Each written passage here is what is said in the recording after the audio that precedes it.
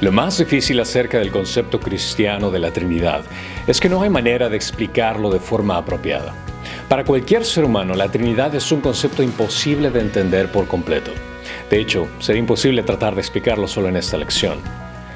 Dios es infinitamente más grande de lo que somos nosotros. Por tanto, no deberíamos esperar tener la capacidad de entenderlo por completo. La Biblia enseña que el Padre es Dios, que Jesús es Dios y que el Espíritu Santo es Dios. También enseña que hay solamente un Dios. Aunque podemos entender algunos hechos acerca de la relación de las diferentes personas de la Trinidad a la larga, es incomprensible para la mente humana. Sin embargo, esto no significa que no es verdad o que no está basado en la enseñanza que se encuentra en las Escrituras. Y este es el tema que cubriremos el día de hoy en nuestro estudio. Bendiciones, soy Pastor Cristian y esto es Doctrinas.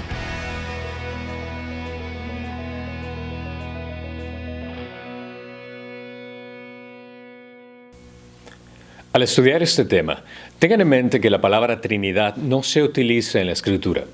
Este es un término utilizado para procurar describir al Dios Trino y la realidad de que hay tres personas coexistentes, coeternas, de las que Dios se conforma. Entiendan que de ninguna manera se está sugiriendo que hay tres dioses. La Trinidad es un Dios compuesto de tres personas. No hay nada de malo con usar el término Trinidad, aun cuando la palabra no se encuentra en la Biblia. Es más corto utilizar la palabra Trinidad que decir tres personas coexistentes, coeternas, que conforman un Dios. Algunos críticos de la doctrina de la Trinidad reclaman que, como la palabra Trinidad no se encuentra en la Biblia, la doctrina como tal no es verdadera. Aún más, algunos aseguran que si Dios quería que creyéramos en la Trinidad, estaría claramente establecido en la Biblia.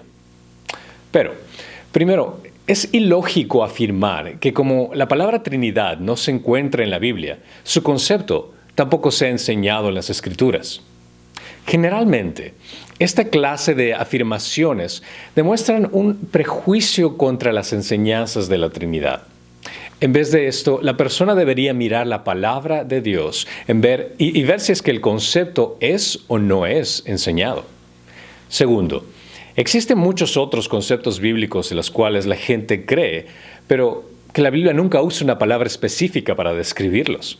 Como por ejemplo, la palabra Biblia no se encuentra en la misma Biblia, y aún así usamos esta palabra para describirla.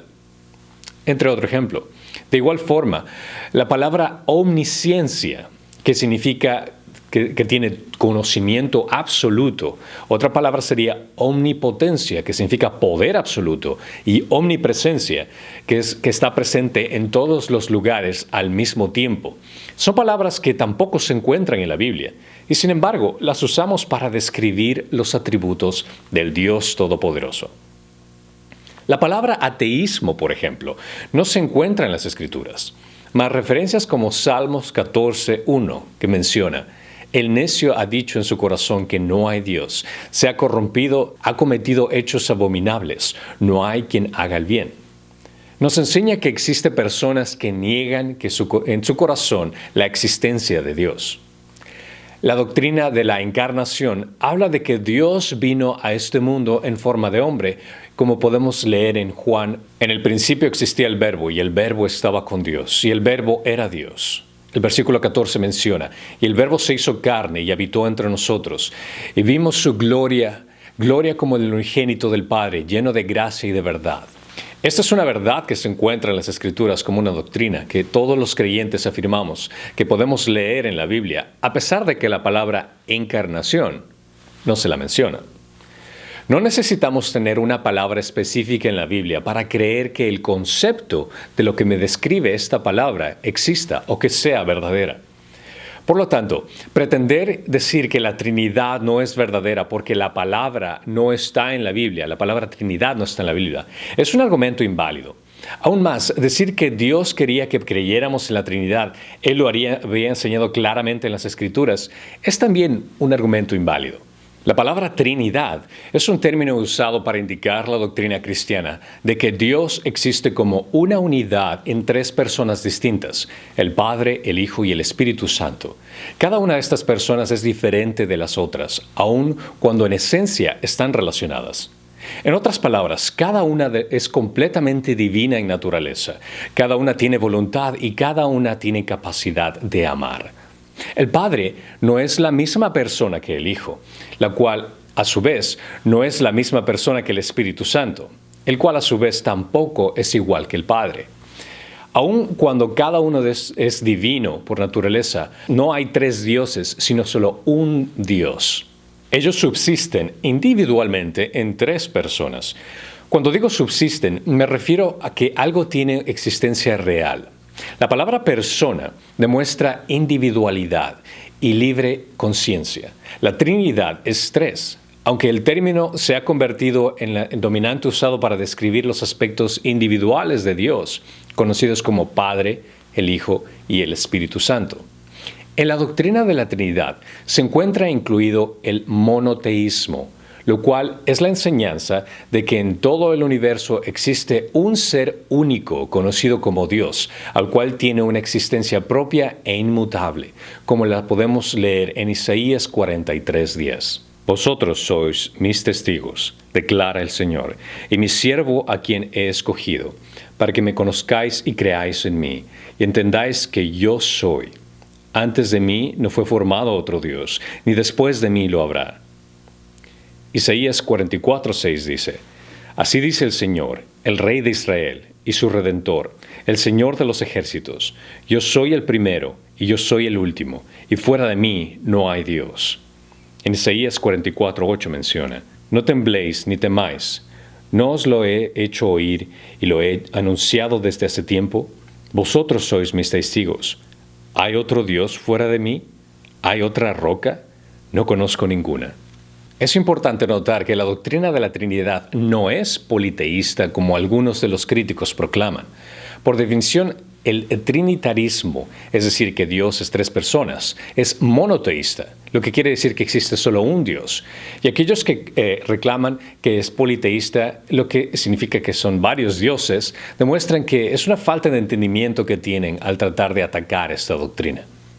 La Trinidad es un Dios en tres personas.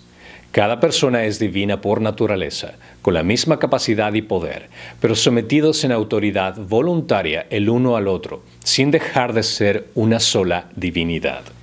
Muchos teólogos admiten que el término persona no es una palabra perfecta para describir los tres aspectos individuales encontrados en Dios. Normalmente, cuando usamos la palabra persona, entendemos que esta significa individuos físicos, los cuales existen como seres separados de otros individuos. Pero en Dios no hay tres entidades, ni tampoco tres seres. Dios es una trinidad de personas, la cual consiste de una sustancia y una esencia.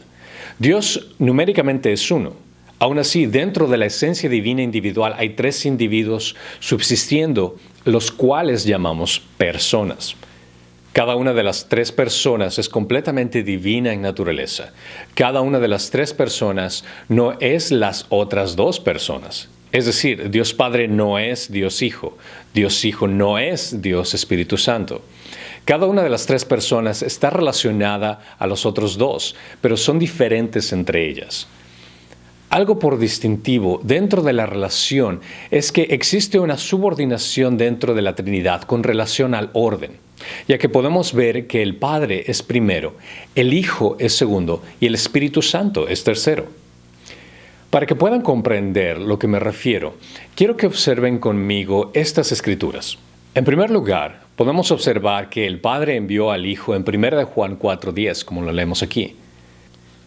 Después podemos observar en Juan capítulo 14, 26 y 15, 26, que el Hijo y el Padre enviaron al Espíritu Santo. Cuando se trata de funciones, cada miembro de la Trinidad tiene tareas muy particulares, como el Padre, que se lo reconoce como el Creador, como lo menciona en Isaías 44, 24. Al Hijo se le asigna con una tarea redentora de la humanidad, como lo menciona en Gálatas 3:13. y el Espíritu Santo, del cual tiene la tarea de santificarnos, como lo menciona Romanos 15:16. Esta subordinación en cuanto al orden no significa que cada uno de los miembros de la divinidad no es igual que otro o es menos importante. Por ejemplo, vemos que el Padre mandó al Hijo. Esto no significa que el Hijo no sea igual que el Padre en esencia de naturaleza divina. El Hijo es igual que el Padre en su divinidad, pero inferior en su humanidad. Así como una esposa está sujeta a su marido, esto no quita en lo absoluto de su humanidad. En esencia, son iguales, al haber sido los dos creados por Dios. En otra analogía, un rey y un siervo comparten la naturaleza humana. Sin embargo, el rey manda al sirviente para que haga su voluntad como rey. Jesús dijo, porque he descendido del cielo, no para hacer mi voluntad, sino la voluntad del que me envió. Juan 6:38. Es muy claro que Jesús es el rey, pero la analogía muestra que cuando es mandado, esto no significa que es diferente en naturaleza de aquel que lo envió. Los críticos de la Trinidad verán esta subordinación como prueba de que la Trinidad es falsa. Ellos razonan de que si Jesús fuera verdaderamente Dios, entonces Él sería completamente igual a Dios el Padre en todas las áreas y por tanto no estaría subordinado al Padre de ninguna manera. Pero esta objeción no es lógica. Si miramos la analogía del rey y su siervo, ciertamente no diríamos que el sirviente no es un ser humano debido a que fue mandado. Ser mandado no niega que son iguales en esencia. Por tanto, el hecho de que el Hijo fue mandado no significa que Jesucristo pierde las características de divinidad. Si mi esposa me manda a traer los víveres de la tienda, no significa que dejo de ser humano. Hablando filosóficamente, la palabra ser simplemente se refiere a la totalidad de lo que una cosa es. Las rocas, por ejemplo, son un ser, lo mismo que las sillas, los seres humanos, cualquier cosa. Todos son seres. Cualquier cualidad o característica que pueda ser atribuida en forma adecuada a algo es parte de su ser. Las partes del ser de una roca son los minerales de los que está compuesto. Las partes del ser de una silla podría ser la madera, el metal o el plástico, o que tiene 3 o 4 patas, cualquier cantidad de colores o lo que sea que esté formada. Es su característica de su ser, de su existencia. Los seres humanos son diferentes de las sillas o rocas de muchas maneras, pero una importante y particular diferencia es que los humanos tienen personalidad, a diferencia de los objetos inanimados. En otras palabras, los seres humanos son individuos inteligentes, conscientes y únicos, mientras que las rocas y las sillas no lo son.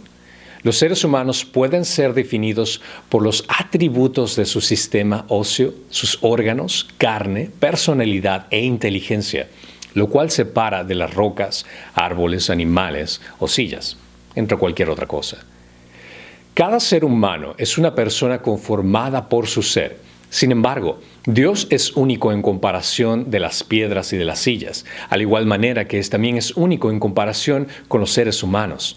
Dios contiene 3 personas distintas en oposición al ser humano, que solo está conformado de una sola persona como parte de su ser.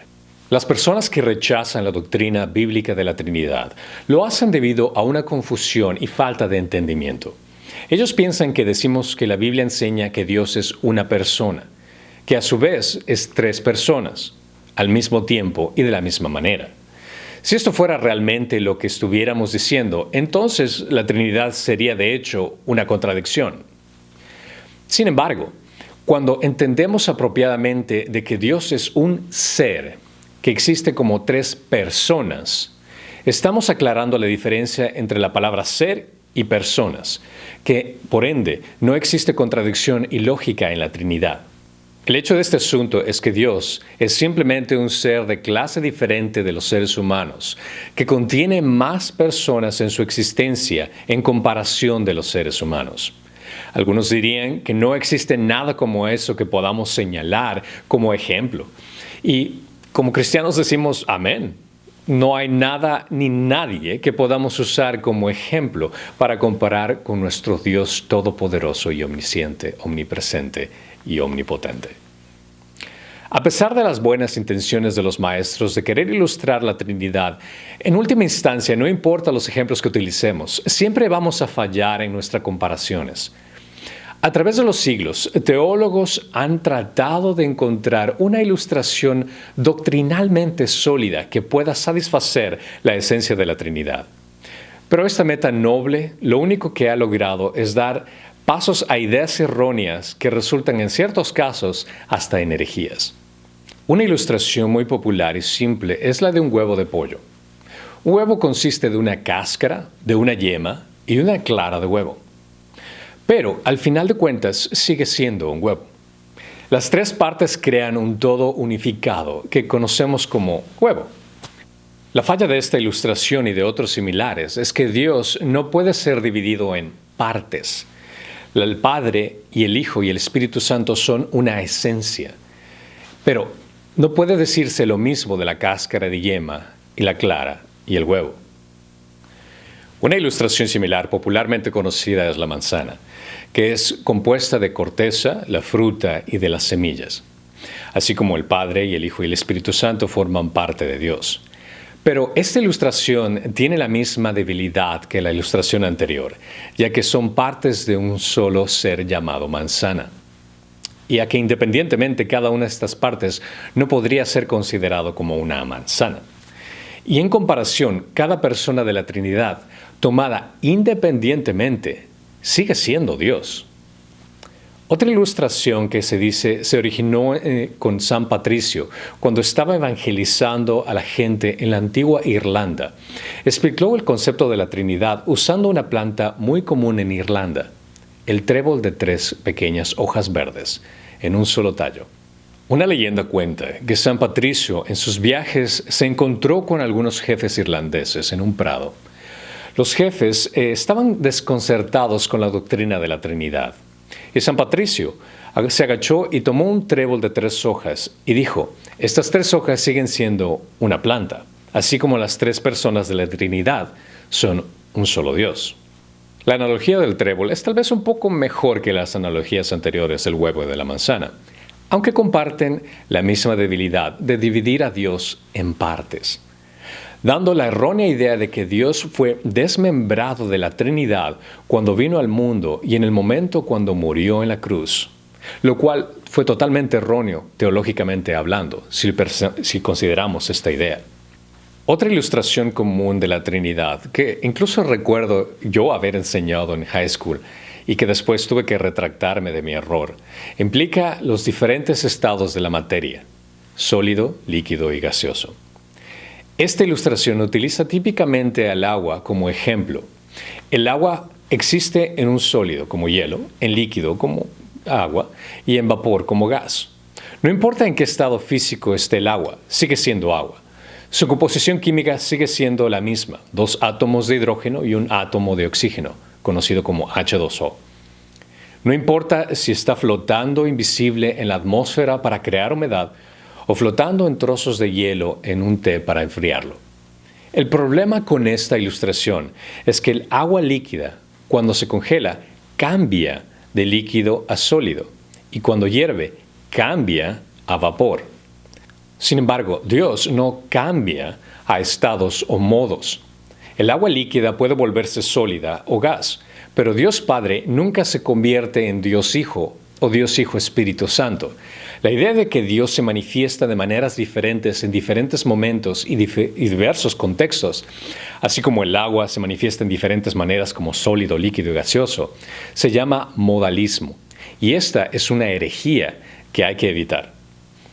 Algunas personas han encontrado ilustraciones útiles de la Trinidad en diseños geométricos, que a pesar de su simplicidad nos sirve como símbolos para representar al Dios Trino. Es muy importante el analizar cualquier idea o explicación de la Trinidad a la luz de las Escrituras. La Biblia nos enseña que doctrinas con relación a Dios, a Cristo, la salvación y la resurrección son esenciales para la fe. Por lo tanto, Es de suma importancia que los cristianos conozcan su fe y sepan cómo defenderla contra las doctrinas que comprometen las doctrinas esenciales. Hay ciertas herejías que representan serias agresiones contra el carácter de Dios, de Cristo y la salvación en sí misma.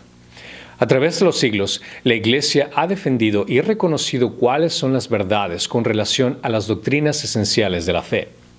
Y en relación a la Trinidad, estas son algunas de las herejías más populares en algunas sectas o religiones. Por ejemplo, el adopcionismo. El adopcionismo es una herejía con relación a Cristo, lo cual surgió en el siglo II. Quienes la sostienen niegan la preexistencia de Jesús como la segunda persona de la Trinidad y por lo tanto su deidad. Los adopcionistas enseñaron que Jesús fue un ser humano probado por Dios y después de pasar esta prueba y su bautizo, Dios le otorgó poderes y lo adoptó como hijo, siendo parte de la Trinidad. Como recompensa por sus logros y su carácter perfecto de Jesús, Dios lo resucitó entre los muertos y fue adoptado en la divinidad. Esta herejía surgió como un intento para entender las dos naturalezas de Jesús. Las Escrituras nos dicen que Jesús es tanto Dios como hombre, porque en Él habita completamente toda la plenitud de la deidad. Esto se conoce como la doctrina de la unión hipostática, que vamos a estudiar más adelante, donde enseña que en Cristo hay dos naturalezas, Dios y hombre, en una. Teodotus de Bizancio fue el partidario principal de esta herejía. El adopcionismo fue condenado por el Papa Víctor en el año 190 a 198 después de Cristo, pero esta herejía fue revivida en el siglo VIII en España por un arzobispo en Toledo, Félix, obispo de Urgel. El adopcionismo es una herejía refutada primeramente en la palabra del Evangelio de Juan, cuando se describe a Jesús como el Verbo de Dios, que dice que Jesús estaba en el principio con Dios. De hecho, todas las cosas fueron hechas por Él, y en Él estaba la vida, y la vida era la luz de los hombres. Juan 1, del 1 al 5. Estas no son declaraciones que se hacen acerca de un hombre sin pecado adoptado por Dios. Además, Juan señala que Juan el Bautista fue enviado para dar testimonio de la luz. Si Jesús fuera simplemente un hombre bueno, cuyas acciones captaron la atención de Dios y ganaron el amor de Dios, el papel de Juan el Bautista sería inútil. En el Antiguo Testamento las profecías anticipaban el nacimiento de Jesús de una virgen, como lo menciona en Isaías 7:14, de la crucifixión, como lo podemos leer en el Salmos 22, y el sacrificio expiatorio, que menciona en Isaías 53, en el versículo 5 y el versículo 12. No tendría ningún sentido si Dios simplemente notara que Jesús era sin pecado y lo adoptó después del hecho. Otra herejía muy popular es el arrianismo. El arrianismo se desarrolla alrededor del año 320 en Alejandría, Egipto, con relación a la persona de Cristo. Y es llamado así por Arrio de Alejandría, el cual, debido a su enseñanza doctrinal, fue mandado al exilio a Liria en el año 325 después del primer concilio ecuménico de Nicea, el cual condenó su enseñanza como herejía. Esta fue la herejía más grande dentro de la iglesia temprana, que desarrolló un significativo seguimiento, el cual casi domina a la iglesia. Arrio enseñó que solo Dios el Padre era eterno y demasiado puro e infinito para aparecer en la tierra. Por lo tanto, Dios produjo a Cristo, el Hijo, de la manera como la primera y la más grande creación, y el Hijo, a su vez, creó el universo. Debido a la relación del Hijo con el Padre en cuanto se refiere a la naturaleza, el Hijo es añadido a la Trinidad, aunque Cristo supuestamente en esta herejía es una creación que tenía una gran posición y autoridad. Algunos arrianos incluso sostenían aún que el Espíritu Santo era la primera y más grande creación del Hijo. Con relación de la encarnación de Jesús, los arrianos aseguraban que la cualidad divina del Hijo tomó el lugar del aspecto humano y espiritual de Jesús. Por lo tanto, negaban la encarnación total completa de Dios siendo Hijo, la segunda persona de la Trinidad. Después de casi un siglo de debate de varios concilios de la iglesia primitiva, la iglesia cristiana oficialmente denunció el arrianismo como una falsa doctrina. Desde entonces, el arrianismo nunca ha sido aceptado como una doctrina viable de la fe cristiana. Sin embargo, el arrianismo no ha muerto. El arrianismo ha continuado a lo largo de los siglos en diversas formas. Los testigos de Jehová y los mormones de hoy creen en esta herejía sobre la naturaleza de Cristo. Pero así como lo hizo la iglesia primitiva, debemos denunciar todos y cada uno de los ataques contra la deidad de nuestro Señor y Salvador Jesucristo. Otra herejía que se conoce mucho en las iglesias pentecostales es el modalismo. El modalismo es probablemente la herejía teológica más común con relación a la naturaleza de Dios. Esta es una negación de la Trinidad, el cual establece de que Dios es una sola persona, quien a través de la historia bíblica se ha revelado a sí mismo en tres modalidades o tres formas. Por lo tanto, Dios es una sola persona, el cual se manifestó a sí mismo primero en la forma de Padre en el Antiguo Testamento, después en la encarnación de forma de Hijo, y posteriormente, en la ascensión de Jesús, éste se manifestó en forma de Espíritu Santo. Estas modalidades o formas son consecutivas y nunca son simultáneas. En otras palabras, el Padre, el Hijo y el Espíritu Santo nunca coexisten todos al mismo tiempo, solo uno después del otro. El modalismo niega las distinciones de las tres personas de la Trinidad, aun cuando sostiene la divinidad de Cristo. Grupos actuales que sostienen estas herejías son las iglesias pentecostales y apostólicas unidas. Estas niegan la Trinidad, enseñan que el nombre de Dios es Jesús y requieren del bautismo para la salvación. Estas iglesias modalistas con frecuencia acusan a los trinitarios de enseñar tres dioses. Pero así como la Trinidad es correctamente enseñada en la Biblia como Dios Padre, Dios Hijo y Dios Espíritu Santo, que coexistían como personas eternas, un claro ejemplo que podemos observar fue el bautismo de Jesús, donde las tres miembros de la Trinidad están presentes. Otra herejía es el triteísmo. El triteísmo es la enseñanza de que la divinidad es realmente tres seres separados formando tres dioses separados. Este punto de vista equivocado y utilizado con frecuencia por cultos reemplaza la doctrina de la Trinidad, la cual establece que hay un solo Dios en tres personas, Padre, Hijo y Espíritu Santo. El triteísmo ha tomado diferentes formas a través de los siglos. En la iglesia temprana, los cristianos fueron acusados de ser triteístas por aquellos que realmente no comprendían la doctrina de la Trinidad, que es un Dios en tres personas. En el día de hoy, los mormones son triteístas, pero con un pequeño giro. El mormonismo enseña que hay muchos dioses en el universo, pero los mormones solo sirven y adoran a uno solo.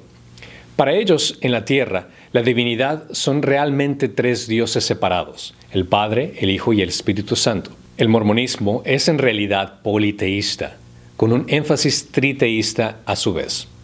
El triteísmo contradice la enseñanza de la Biblia con relación al monoteísmo. Dios es una trinidad de personas, Padre, Hijo y Espíritu Santo. El Padre no es la misma persona que el Hijo no es la misma persona que el Espíritu Santo, y el Espíritu Santo no es la misma persona que el Padre.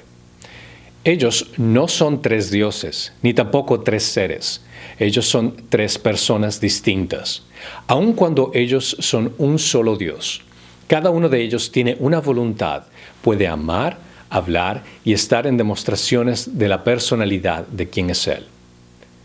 Ellos están en una absoluta y perfecta armonía, pero siguen siendo una sola deidad. Ellos son eternos, iguales y poderosos. Si alguno de estos tres fuera quitado, entonces no existiría Dios. Tanto en el Antiguo como en el Nuevo Testamento, la Biblia enseña una pluralidad dentro de la divinidad. Es en parte estos versículos que se establece el fundamento para la doctrina de la Trinidad. Sería difícil presentar cada uno de estos versículos en este estudio. Así que sus moderadores proveerán una hoja de referencia acerca de la relación entre los miembros de la Trinidad los puntos de vista erróneos de sectas religiosas y la Trinidad en el Antiguo y en el Nuevo Testamento, al igual que una tabla de referencias que explica las características de la divinidad en cada miembro de la Trinidad y cómo la iglesia cristiana primitiva creía en la Trinidad. Si no estás viendo este video junto con tu grupo de vida, puedes descargar este documento que estoy hablando por medio de nuestra aplicación de la iglesia. La aplicación puedes encontrarla en tu tienda favorita de aplicaciones como Capilla Calvario. Sé que es mucha información para poder comprender en un solo estudio. Por eso tenemos disponibles estos videos en nuestras aplicaciones y en nuestra página en YouTube para que los puedas revisar cuantas veces sea necesario. Pero la pregunta crítica por analizar en todo esto es, ¿tenemos que creer en la Trinidad para ser salvos? La respuesta es no, pero sí. ¿Necesita una persona comprender completamente o estar de acuerdo con todos los aspectos de la Trinidad para ser salvos? No. Pero hay algunos aspectos de la Trinidad que juegan un papel muy importante en la salvación. Por ejemplo, la deidad de Cristo es crucialmente importante en la doctrina de la salvación. Si Jesús no era Dios, su muerte no podría haber pagado la pena infinita de nuestros pecados. Solo Dios es infinito. Él no tuvo principio, Él no tiene fin. Todas sus criaturas, incluyendo los ángeles, son finitas. Fueron creadas en algún momento. Solo la muerte de un ser infinito pudo expiar el pecado de toda la humanidad a través de toda la eternidad. Si Jesús no era Dios, Él no podría ser el Salvador, el Mesías, el Cordero de Dios que quita el pecado del mundo. Un punto de vista no bíblico de la naturaleza divina de Jesús resultaría en un concepto errado de la salvación. Toda secta religiosa que niega la verdad de la deidad de Cristo enseña también que deberíamos añadir nuestras obras a la muerte de Cristo para poder ser salvos. Pero la completa y verdadera deidad de Cristo dentro de la Trinidad refuta este concepto. Para que una persona reciba la salvación, Dios le exige confiar en Jesucristo, Dios manifestado en carne como el Salvador. Para que una persona reciba la salvación, Dios no exige una completa comprensión de cada precepto o doctrina de una teología bíblica de la Trinidad. Pero, así como un entendimiento completo con todos sus aspectos de la Trinidad no es un requisito para experimentar la salvación, es crucial saber que Jesucristo es el segundo miembro de la Trinidad. Sabemos firmemente que la doctrina de la Trinidad es una doctrina fundamentada en la Biblia. Proclamamos dogmáticamente que una comprensión y una creencia en la Trinidad que se describe en la Biblia es crucialmente importante para comprender a Dios, la salvación y la obra de operación en la vida de los creyentes. Es importante recordar que no somos salvos por tener una doctrina perfecta, pero somos salvos por confiar en nuestro Dios Salvador perfecto, Jesucristo, que murió y venció a la muerte por redimirnos de nuestra condena. Que Dios los bendiga. Shalom.